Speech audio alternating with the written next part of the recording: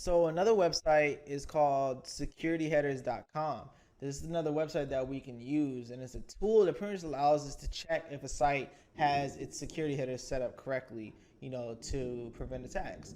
And it's a good way to figure out if a site could be vulnerable to some web-based attacks. So let's go ahead and check out this website right here. Here's the Security Headers website. So all we need to do is actually type in an address right here, and then we will be able to figure out, like what headers it doesn't have set, see what it might be vulnerable to. So we can try hack this site.com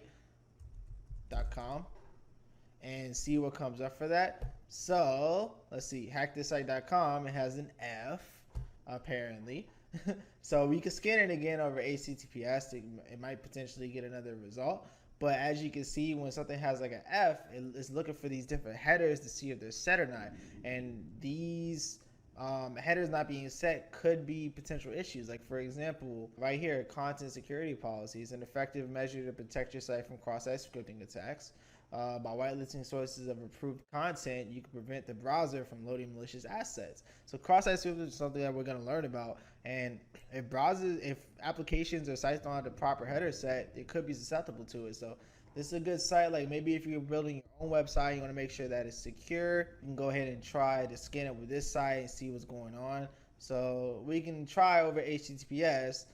Some things it actually might not work. Some websites might actually be blocking it, like this one might be.